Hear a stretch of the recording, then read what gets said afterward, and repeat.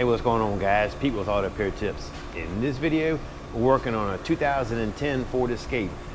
Customer went to the gas pump to put gas in his car, stuck the fuel tank in there, and busted the easy flap. Also, on a side note, if that's not seating correctly, you will get an evap code. So in this video, guys, I'm gonna show you how to replace that.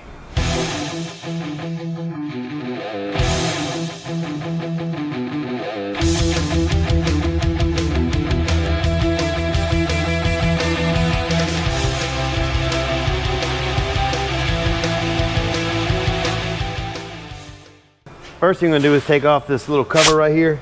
Basically, a screwdriver just pops it off, and I already popped it off. So we'll take it, we'll stick it in here. There is 2, maybe 8 millimeters. Let's see here. Not 8 millimeters. Hey, give me a little extension. There's 2 7s.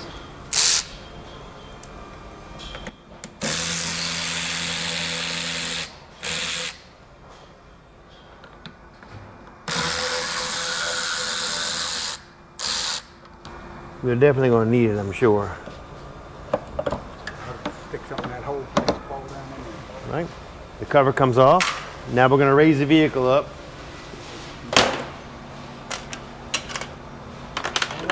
Yep. And we're going to do the rest on the bottom side.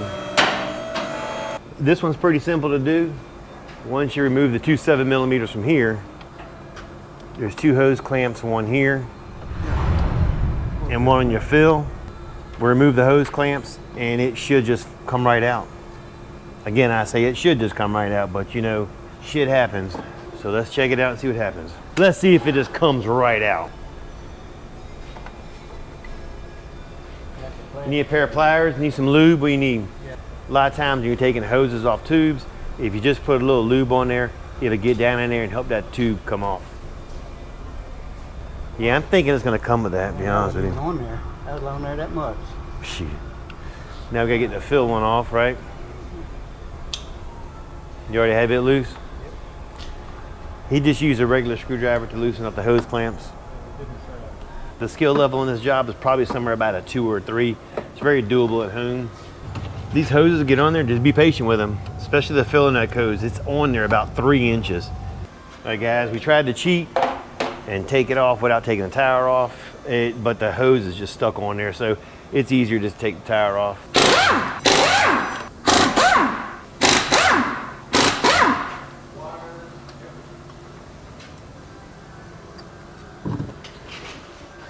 Much better. Yeah. Sometimes you just can't cheat, huh?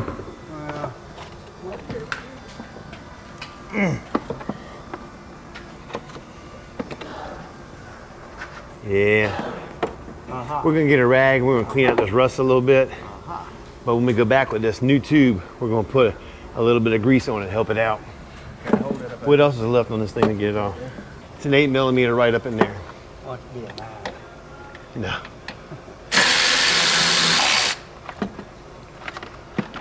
Got it. Mm-hmm. Got it.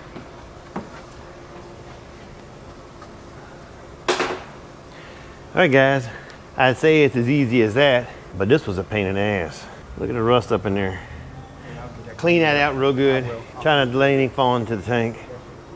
You know, here's something to keep in mind. The way these things can break like that, once it breaks, you're not getting your gas nozzle to put gas in your car at all. Think about how low you run that gas, because if you get down to where you have nothing left in there, and then you go to put gas in it and it breaks, you're not gonna put any gas in there. All right, we got the new filler neck in. Doesn't come with a shield, so we're gonna have to transfer the shield over. It came with 2 new hoses. We're gonna leave the hose on here for the fill. We're gonna just change out the evap hose. I'm gonna keep the existing one on the car because it's too much of a pain in the butt to drop the tank down to put it on there. There's nothing wrong with that hose. So we'll put the existing hose here. All right, let's go ahead and get it on the car.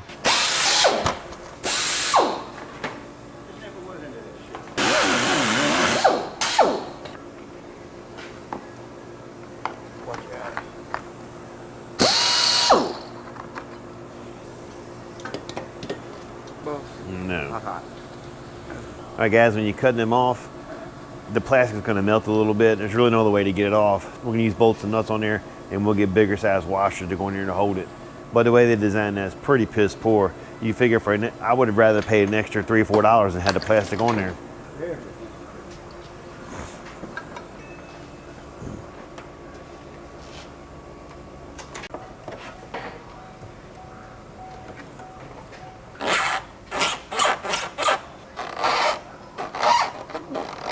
Just take a razor blade if it don't come off. We're gonna replace it anyway and just slit it like this. There you go. There you go.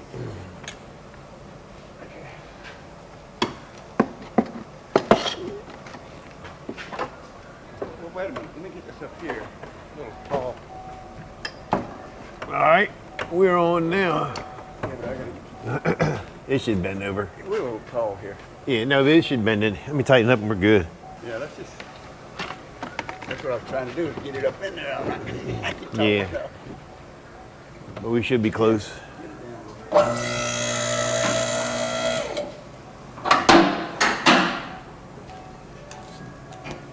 There we go. Either one of them tall enough. No, hell no.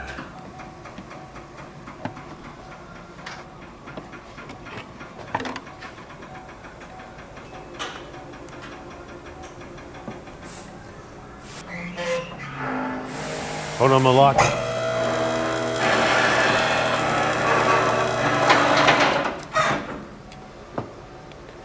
Now, let's get this one. Here you go. Yeah, put that one on. Boss, I thought you were supposed to already put it on the. It's right there. Let's see, get to it. Yep. Ram up and up. Lower it just a little more. New way? Lower it just a little more. Lower it just a little more. Oh, it's locked. Hands on here. We have to hold this back. Is that good? There you go. All right, guys, make sure you tighten up your hose clamps. Get them good and tight. Don't leave them loose, especially if you leave the vent one loose right here, it will cause an evap code. So make sure that you get it tight. When you're putting this in, there's a guide pin. It's gonna fit in there just like this.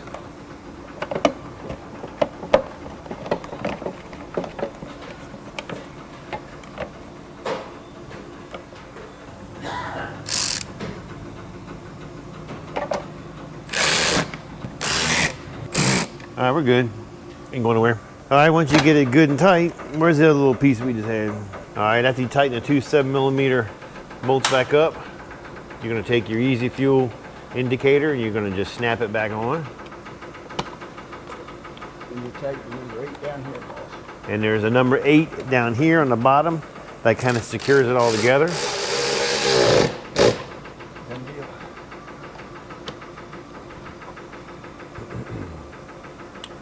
Two indentations, one here and one here. You have to line them up or it's not gonna go on.